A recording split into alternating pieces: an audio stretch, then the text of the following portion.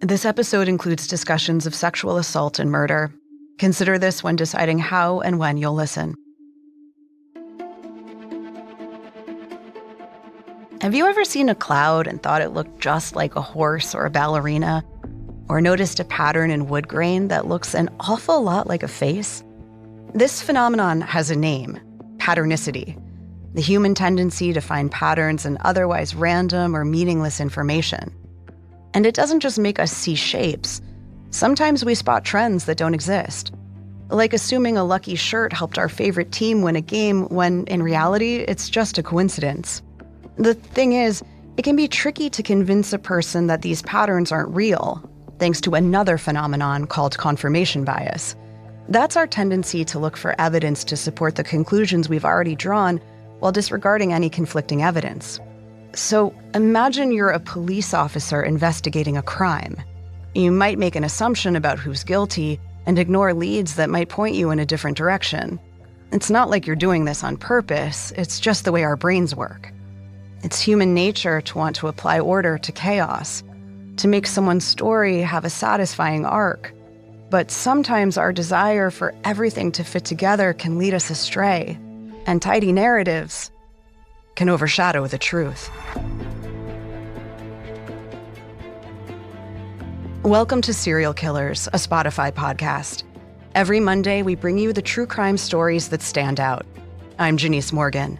We'd love to hear from you. Follow us on Instagram at Serial Killers Podcast and share your thoughts on this week's episode. Or if you're listening on the Spotify app, swipe up and leave a comment. Stay with us.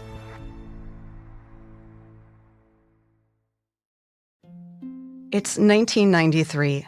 26-year-old Annie McCarrick and her two roommates live in a quiet neighborhood just outside Dublin, Ireland. Annie's from the United States, but she has Irish heritage and went to college in Ireland. She moved back to New York for a while, then returned to the Dublin area in January 1993. She wants to get in touch with her roots and maybe settle down in the Emerald Isle permanently. That's her long-term goal anyway, but in the short term, Annie is celebrating. Her birthday just passed, and she's planning to have a dinner party at her apartment on March 27th. The day before the party, Annie's busy getting everything ready. She swings by the bank, then the grocery store to pick up food. Before she heads home, she stops at a payphone to call a friend who invites her to go on a walk in the nearby Wicklow Mountains. The friend says she can't make it. Annie makes a few other calls and soon heads back to her apartment, goes inside, and sets down the groceries. Then, for some reason, she turns around and walks out again without putting anything away. Which is concerning. There's cream, butter, and other perishables that should be refrigerated. But she's apparently in such a hurry that she leaves out all the food she just bought to possibly go to waste, or she thinks she's coming right back. Soon after this, around 3:30 p.m., another friend spots Annie boarding a bus in Dublin. It runs to a small town called Enniskerry. Annie has visited Enniskerry in the past. It's not far from the Wicklow Mountains, so if she still plans to go for a walk, it makes sense to go this way. There's a gap in the timeline for the next 5.5 hours until 9 p.m. That's when witnesses spot someone matching Annie's description at a pub about 3 miles outside of Enniskerry. It's a touristy spot called Johnny Fox's. Numerous witnesses say they saw this woman with an unidentified man. He's clean-shaven and well-dressed. The bouncer at Johnny Fox's describes him as a, quote, yuppie. Annie has never said anything to her friends and family about having a boyfriend, but whoever this woman is who looks just like Annie seems to be on a date. The yuppie guy meets her outside the pub, pays her cover, and buys her drinks for the rest of the night. The next day, Annie's friends show up at her apartment for the big birthday dinner. But when they knock, no one answers. Annie's not home. Around the same time, her roommates get back from a weekend away. They go inside and find the apartment in disarray. The spoiled groceries are still sitting out, and so is the ironing board and the phone book. It looks like Annie was halfway through her chores when she dropped everything and left. Unnerved, Annie's friends call her father John in the United States to let him know what's going on. John's alarm bells go off immediately. He knows his daughter. Even from across the Atlantic Ocean, she's always easy to reach. She wouldn't just take off or suddenly stop communicating with the people she loves. Plus, John's a former police officer, so he knows how crucial it is to move quickly after someone goes missing. Right away, he and Annie's mother, Nancy, got on a plane to Ireland. By March 30th, 4 days after Annie was last seen, she's officially reported missing. The Irish police, called the Gardaí, are on the case. And on the advice of the American embassy, the McCarricks hire a private detective. The investigators chase a couple leads that go nowhere. Witnesses claim they've seen Annie in other parts of Ireland, but the Gardaí can't confirm the sightings. They also aren't able to determine the identity of the man at Johnny Fox's pub.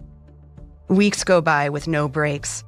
John and Nancy's biggest goal is to hold the investigators' feet to the fire. It's horrible for their daughter to go missing, and it would be even worse for the case to go cold. They keep the pressure on by making sure Annie's story stays in the news. One evening, sometime around early May, a report about Annie's disappearance airs on TV. She's been missing for a little over a month.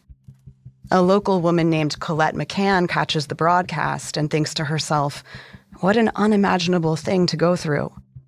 She has no idea that just a few months later, she'll know exactly how the McCarricks feel. On July 25th, 1993, Colette attends a family gathering in the Dublin area. Her sister, Eva Brennan, is also there. Eva is a devout Catholic who's really involved with her church. She's 5'7" with short brown hair. She's 39 years old, but her family says she looks younger. It's not a perfect match, but she kind of looks like Annie McCarrick.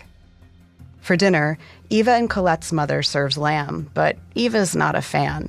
And that causes some problems. After Eva complains about the food, it sparks an argument that leads to Eva storming out of the house. Eva's family worries about her, especially after she doesn't reach out again for the rest of the night or the next morning. She usually drops by to visit every day, but they just don't hear from her. Eva's father goes to her apartment to check on her. When she doesn't answer the front door, he breaks a window and lets himself inside. Inside Eva Brennan's apartment, her father finds her jacket, the one she was wearing the night before at dinner when they got into an argument. But Eva's not there. Other than the window he broke to get in, there are no signs of forced entry or any kind of struggle. Eva's father immediately reports her missing, but the police say she's an adult who can take care of herself. It takes multiple follow-ups before the Gardaí agree to investigate. And when they do, they don't find anything. Eva is never seen again. Her sister Colette can't help but notice the similarities between Eva's case and Annie McCarrick's. Two tallish, young-looking brunette women go missing from the same area within just a few months of each other. It could be a coincidence, but Colette keeps wondering if the cases are related. She goes to the police and asks some of the questions that have been keeping her up at night. What if Eva and Annie were murdered? And what if the same person killed them? The police dismiss the idea outright for a couple of reasons. First, they consider Annie and Eva missing. There's no evidence they were met with foul play. Officials still think it's possible they ran away or got lost. But Colette's theory starts to seem more credible after another victim goes missing. Her name is Jojo Dullard. She's 21 years old and grew up in rural Ireland. After she was orphaned at a young age, her sisters raised her. For a while, she worked as a beautician in Dublin, then decided the job wasn't for her. But she still goes back to the city every once in a while. Like on November 9th, 1995, when she goes to visit a few bars with friends. She's supposed to take a bus home, but she misses the last one and decides to hitchhike instead. Jojo's last known location is a town called Moon, roughly 45 miles outside of Dublin. She uses a payphone to call a friend at 11:37 p.m. and ends the conversation by saying, quote, "Oh, a car is coming and I have to go now." She misses a shift at work the next day and her family reports her missing shortly after. But once again, the Gardaí don't respond in a timely manner. It takes them 3 days to start looking. When they finally do launch an investigation, they seem to take it seriously, interviewing countless potential witnesses. But they don't get any leads. The trail is already cold. A short while later, Annie McCarrick's father, John, gives an interview where he comments on the parallels between JoJo's case, his daughter's, and another disappearance. He doesn't say exactly who, but it's possible he's talking about Eva Brennan. John references a triangular region surrounding Dublin, which stretches north from JoJo's last known location and along Ireland's eastern shoreline where Annie and Eva disappeared. It's unclear if John actually calls the area Ireland's Vanishing Triangle. If he does, he might be the one who coins the term. But regardless, the name Ireland's Vanishing Triangle eventually gets repeated in newspapers, radio shows, and TV broadcasts. The idea of a vanishing triangle becomes part of Dublin's local folklore, something many people know about, but no one's sure where they heard it from. Now, the Gardaí haven't given any indication that they believe these disappearances are connected, but the press keeps running with the narrative that they are. They even go so far as to speculate about a possible serial killer in the area. They're the kinds of headlines that sell papers. The theory makes sense to some of the missing's loved ones, but at the same time, 3 disappearances in 4 years isn't statistically unusual for a city like Dublin.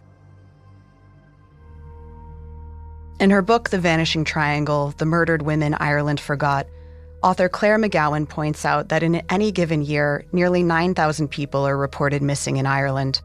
About 1 in 10 of those cases will ultimately go unsolved. In fact, in the 4 years before Annie McCarrick went missing, 4 other women were killed or disappeared in the Dublin area. But almost no one includes those cases in the so-called Vanishing Triangle. There doesn't appear to be a clear or strong reason why certain cases are included and others aren't. All this to say, the fact that Annie, Eva, and JoJo all disappeared in the same region around the same time isn't necessarily evidence of an active serial killer. This could be an example of patternicity leading people to false conclusions and confirmation bias reinforcing those beliefs. The whole Ireland's Vanishing Triangle narrative might be little more than misinformation. But it's complicated, because in a lot of ways, it's helpful misinformation. The name alone keeps all the stories in the headlines and raises awareness for the victims, which is important because after John's interview, the number of victims continues to rise.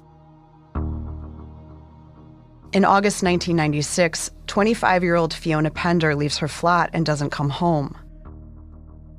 6 months later, on February 13, 1997, teenager Kira Breen sneaks out of her bedroom at night and never returns. The following February, 19-year-old Fiona Sinnott goes out drinking with friends. She calls her ex-boyfriend at some point, who walks her home, but he's the last person to ever see her. Just 5 months later, on January 28th, 18-year-old Deirdre Jacob visits her parents in her hometown of Newbridge. It's about an hour outside of Dublin, inside the Vanishing Triangle. Deirdre is supposed to return to college in London in the fall, so she swings by the bank and withdraws money to pay for her next semester's rent. Then she drops by the post office before visiting her grandmother. Security cameras all over town film her running errands. Deirdre's on her way back to her parents' house around 3:30 p.m. At least 8 witnesses see her walking down the street. She's only yards from home, but she never makes it. A few hours later, Deirdre's mother returns from work and finds the house empty. She sounds the alarm, and the Gardaí spring into action. This could be the break they've been looking for. Many of the other Vanishing Triangle victims weren't investigated until a day or more after they went missing. But Deirdre's trail is still fresh. Unlike some other cases within Ireland's Vanishing Triangle, the Gardaí respond to 18-year-old Deirdre Jacobs' disappearance immediately, but their initial investigation proves just as fruitless as all the others. Nobody saw what happened to Deirdre in those final yards. Somehow she disappeared right off the street, right by her house, in broad daylight. It comes as a shock to a lot of people, and the news spreads fast. The coverage might be part of the reason why, in September 1998, the Gardaí finally decide they need to do something different. They form a task force called Operation Trace. Instead of treating each disappearance as an isolated event, Trace's mission is to look for patterns, to try to see if some common denominator unites the victims. They focus on 6 of the missing women, all but one of the victims we've discussed in this episode. It's not clear which one is left out because different newspapers print different names. Most of the reports don't include Eva Brennan, the woman who disappeared after a dinner argument with her mother.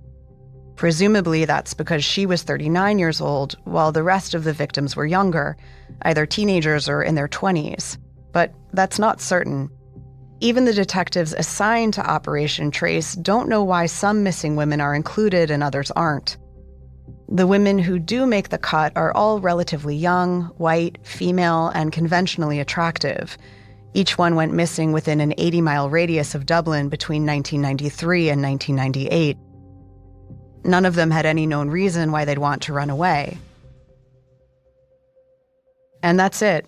They don't share a hair or eye color. Some disappeared off the street, others from their homes. Some went missing at night, some during the day. One of the victims was 7 months pregnant. There isn't much to go off of, but there's enough for Operation Trace to develop some theories. And unlike some earlier investigations, they believe foul play definitely occurred, and they identify some persons of interest. One of them is a carpenter named Larry Murphy. At the time of the disappearances, he was in his 30s. He was clean-cut, married, and to all appearances, an ordinary guy. In 1993, when Annie McCarrick went missing, he lived in Enniskerry, the same town where she presumably visited right before she disappeared. He also worked for Deirdre Jacobs' grandmother, and a man fitting his description was filmed on a CCTV camera at the bank Deirdre visited the day she went missing. News reports also say he's been linked to Jojo Dullard's case, although it's not clear exactly how. Now, Ireland is a small country. At the time of the disappearances, the population was around 3.5 million. It could be a coincidence that Murphy lived near one victim and seemingly knew 2 others. But in February 2000, Larry Murphy starts looking a lot more suspicious. He apparently starts stalking a young woman whose identity hasn't been made public. One day, he drives to her workplace, which is inside the Vanishing Triangle. He parks near her usual spot, and when she walks past his car, he grabs her, beats her, and forces her into his trunk. Then he drives into the Wicklow Mountains, sexually assaults her, and attempts to murder her. He is interrupted by a pair of hunters who stumble upon the scene and rescue the young woman. Murphy is sentenced to 15 years in prison. At some point, reporters start drawing connections. The abduction feels eerily similar to the Vanishing Triangle cases. If he snatched this victim right off the street, maybe he did the same to Annie, Jojo, Deirdre, and/or the others. Even more alarming, while he's incarcerated, at least 2 other inmates reportedly hear him bragging about getting away with murder. Eventually, the Gardaí named Larry a person of interest in all the Operation Trace disappearances, plus a couple more.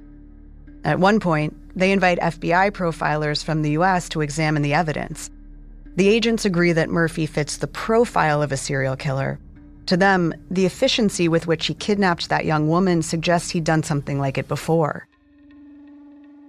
But still, it's only circumstantial evidence. The Gardaí can't convict Murphy on the inmate's testimony or the FBI's profile. They don't have concrete proof he had anything to do with the Vanishing Triangle cases. They never arrest Murphy or press charges due to lack of evidence. According to police, their investigation suggests that it's more likely some or all of the victims were kidnapped or killed by someone they knew, which does fit with global statistics. In any country, women are far more likely to be killed by someone they've met rather than a stranger. Take, for example, the case of Kira Breen. She's the teenager who snuck out of her bedroom window late at night. The Gardaí suspect she met a man in his 30s for a date that night, and he killed her. They questioned this man repeatedly and arrested him twice, but he died of an overdose in police custody in 2017, and officials never received the answers they were looking for. In the end, The officers of Operation Trace never make a single arrest related to any of the cases within the Vanishing Triangle. According to Detective Alan Bailey, who was assigned to Operation Trace, the only conclusion they've reached is that they are not able to tie all the disappearances to a single serial killer. The task force disbands in 2003. But that's not the end of the investigation. The Gardaí still field tips. Over the years, they've followed up on a number of leads and questioned various persons of interest. Some of the disappearances have been reclassified as no-body homicides. As of this recording, none of the victims' remains have been recovered. But there have been some really recent breakthroughs. Let's go back to the first disappearance described in this episode. Witnesses saw Annie McCarrick board a bus to Enniskerry around 3:30 p.m. on the day of her disappearance. We don't know what she did for the next 5.5 hours, but like I said, a woman matching her description was spotted at Johnny Fox's pub that night around 9 p.m. A lot of people assumed that woman was Annie. Almost no one questioned it. But in 2020, a private investigator working for Annie's family said he believes that woman wasn't her. Instead, based on a new tip and a corroborating witness, the Gardaí think Annie might have actually gone to a cafe in Enniskerry where she met with a man who bought her a slice of cake. In their statements, the Gardaí and the PI make this sound like a huge discovery. It seems like this information might have led them to a new suspect, but they haven't released his name publicly yet. Another tip, the details of which haven't yet been made public, spurred the Gardaí to formally reclassify Annie's disappearance as a homicide.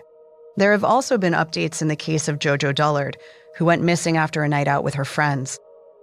In 2020, on the 25th anniversary of her disappearance, the Gardaí announced her death is being investigated as a homicide. Almost exactly 4 years later, in November 2024, a man in his 50s was arrested on suspicion of her murder. The Gardaí didn't release his name, but did say they're conducting searches in the Wicklow and Kildare areas. After 2 days of questioning, the man was released without charge. Police say the information helped their investigation, but there have been no further updates as of this recording.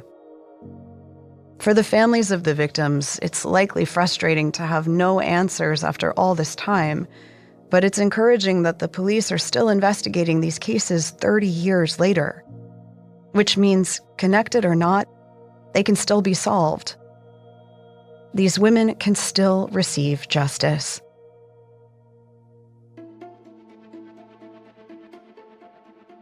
Thank you for tuning into Serial Killers. We're here with a new episode every Monday. Be sure to check us out on Instagram at Serial Killers Podcast. And if you're tuning in on Spotify, swipe up and give us your thoughts. Or email us at serialkillerstories@spotify.com. For more information, amongst the many sources we used, we found Claire McGowan's book, The Vanishing Triangle, The Murdered Women Ireland Forgot, and reporting from the Irish Times extremely helpful to our research. Stay safe out there. This episode was written by Angela Jorgensen, edited by Karis Allen and Connor Sampson, researched by Brian Petrus, fact-checked by Haley Milliken, video edited by Spencer Howard, and sound designed by Alex Button. I'm your host, Janice Morgan.